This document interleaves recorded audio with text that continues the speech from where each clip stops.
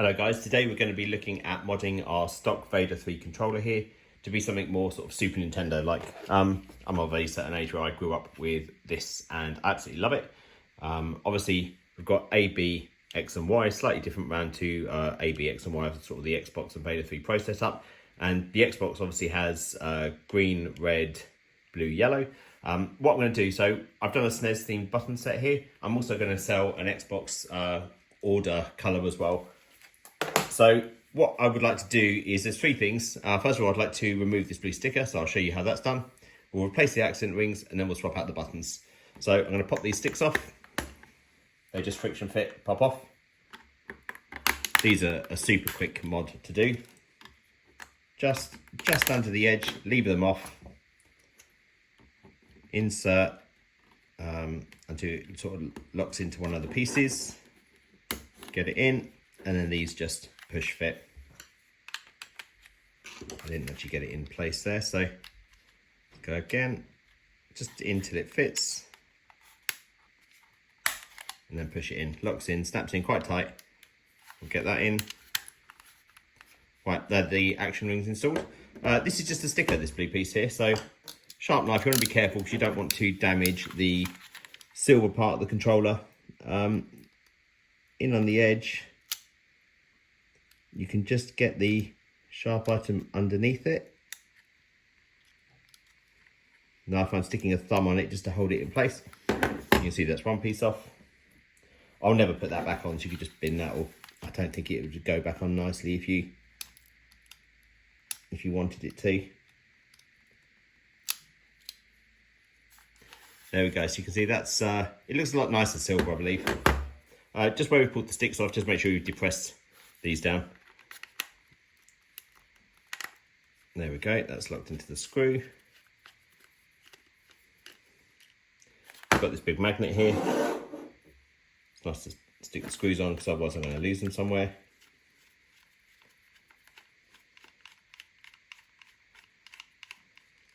It's just the four, so that's one side done.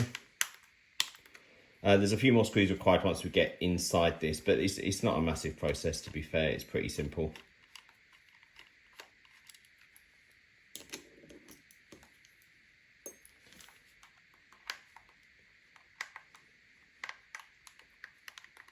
Now, you will need a spudger or some kind of debit card or credit card or card, any card, driving license, whatever you want. Just make sure it's, doesn't matter if it gets a bit gnarled up.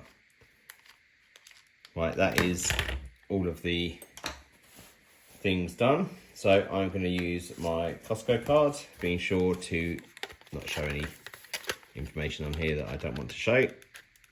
So when you open, you want to open keeping this side as a hinge, because the controller is connected, it's this side as a hinge, because the controller is connected, as you'll see in a moment. So you can see this back piece is held on here with a small clip. Just worth remembering, black on top, red on top.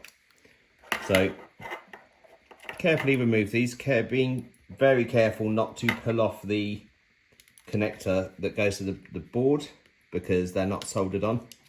Right, so this piece can go out the way for now. That's not used. Large motor goes on the right as we're looking at it. And then the smaller motor goes on this side. So we've got 1, 2, 3, 4. Then these ones are black in here, they're hard to see, 5, 6. So we need to remove these. So we'll put our Phillips 00 piece on and undo these screws. They're not super tight, but they're quite tight. Put them on the other side here. I think these are the same as the external screws, so if you do misplace one, you can always borrow one from somewhere else. I'm going to remove that magnet motor from the magnet so it's not stuck on there. It's a pretty powerful magnet. Right.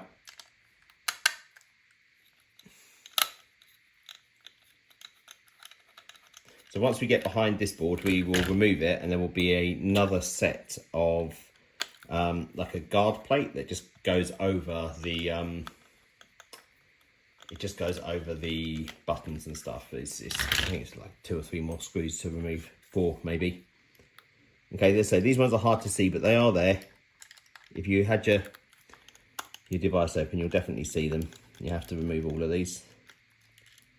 And this is the last two. The other ones are easy to see because they've got these like big white circles around them. But these ones just sort of sneak in there in the shadows there. Right, okay, so what we do now, just pry it up slightly.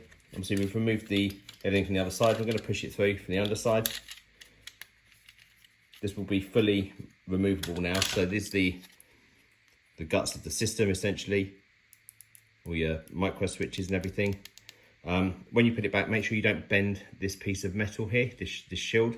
It's is it a shield or an antenna? I don't know, but it's don't bend it because there's a special slot for it that goes in. We'll just toss that to the side for the moment, and this is what we're interested in. So I can see there is a screw here, screw here, and one down in this hole. So these are smaller screws. So I can still use my 00 on them, but we just need to remember to keep these separate because they are different business.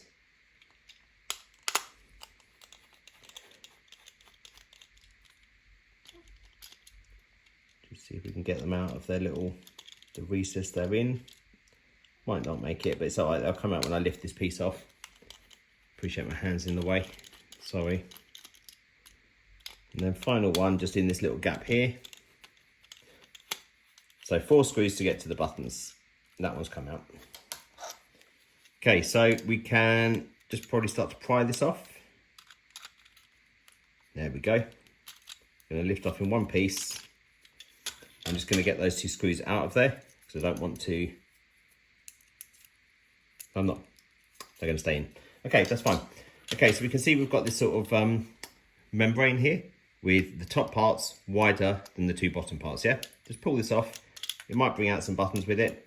So you can see the buttons have this hole on them that goes to, sits over this piece of the membrane, and they are keyed.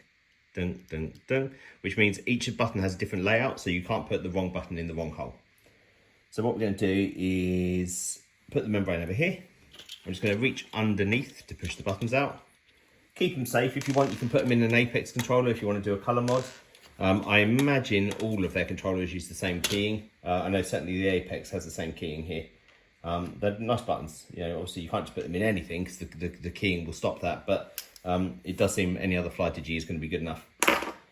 So this layout is correct here if you were looking at the controller, but we're not looking at. We're looking on the underside of the controller. So it's going to be yellow, red, green, blue. So let's put the yellow in first.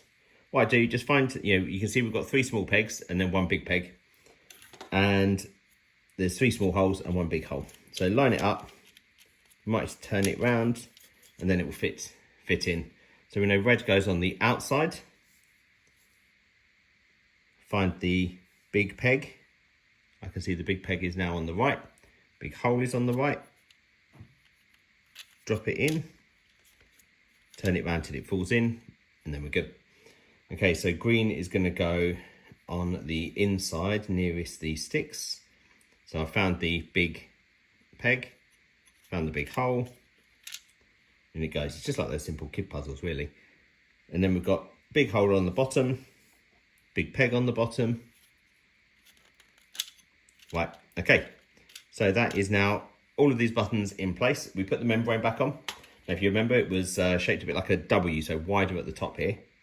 Again, it's got these sort of like registration holes, so you can't actually put it on the wrong way. It's just a good idea to get it right first time. Okay, once that's, you can feel that the piece, the knobs have gone in the recess. I'm going to drop this piece back on. You've still got the 2 screws in there, 2 other screws here. So this just sits over everything, and then once we're in place, I'm going to do up the 2 screws that were already there first of all, which were these ones. Don't over tighten any of the screws in this. Yeah, when you start to feel a bit of resistance, that's enough. You're just going to strip the plastic and ruin the tightness of everything if you overdo it. You know, you're not making it tighter. You're just damaging the hole that it's in, which is no good. You know, we want these to last, and we might want to disassemble and replace the button. So if you start over tightening it or damaging it or ruining it, you're not going to have the option to take it apart again. This is my third Vader 3 Pro that I have, and they're all in slightly different states of disrepair through me opening them hundreds and hundreds of times. Okay, check all the buttons. They all feel good. I can verify the membrane is coming through the gap. Okay, that's great.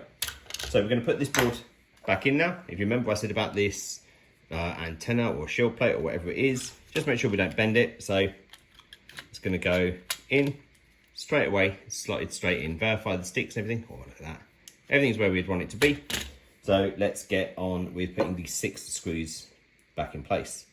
So I'll do the ones with the 4 white circles first, just because they're nice and easy and more visible. The black ones, I might need to pull it just a bit closer to me to see where they're going, because they're kind of like in the shadows, and it makes it a bit harder to see without me, you know, doing it on camera through the lens of the screen of the camera. Is a bit of a, makes it a bit more difficult.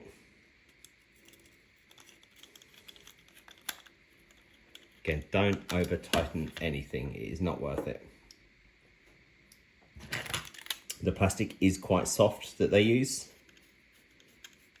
so you will just pull the screw or all the material in the hole out of the screw hole if you over tighten.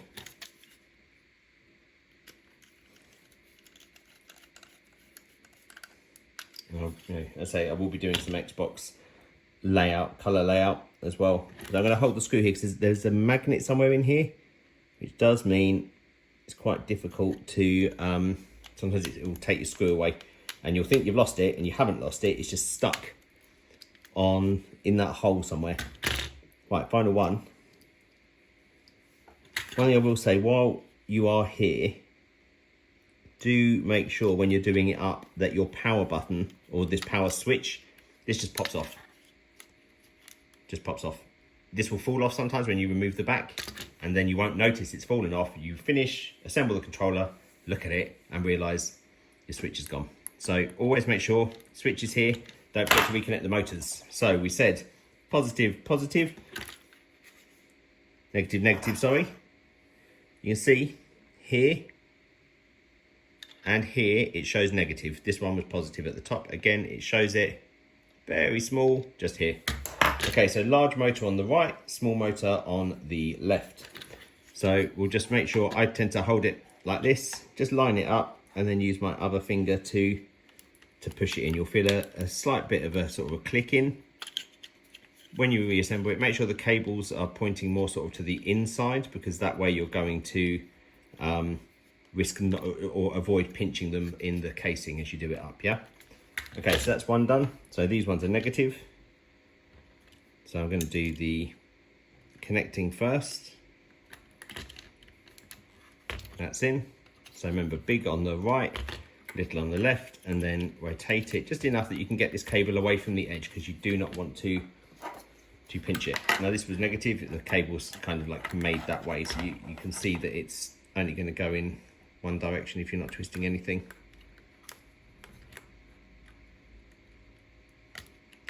So we get this cable in, that's good. And do the controller. This will just push fit it. It will click as it goes round. There we go. So big clicks all round. It's looking good. Just check everywhere's tight before we then do the screws up. And now we'll move on to the screws. So I'm just using this, just a cheapo screwdriver, but this one, the nice iFixit one, isn't fitting. Okay, so there's 4 screws left.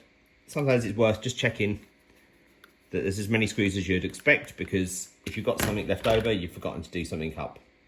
You know, check that you've not got any motors left out, check your power button's not out, because it really sucks having to reassemble. You know, you reassemble, you undo, then you have to reassemble, then you realize you missed something, so you undo again, then you do it up. It becomes quite tedious quite quickly. Okay, final screw.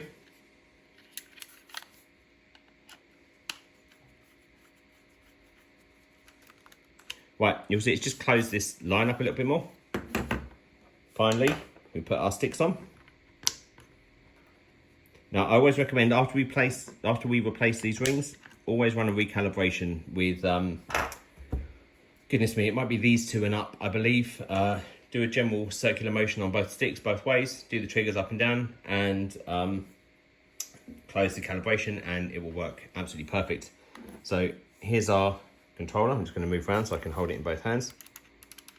So these buttons are, you can feel they're 3D printed, but they're not bad. And obviously over time, things will soften up. You know, I'll try and,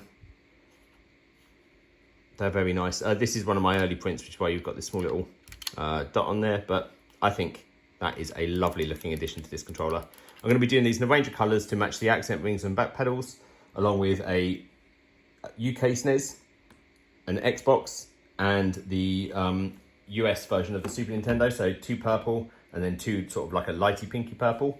I will post some photos of those later. Cheers, bye.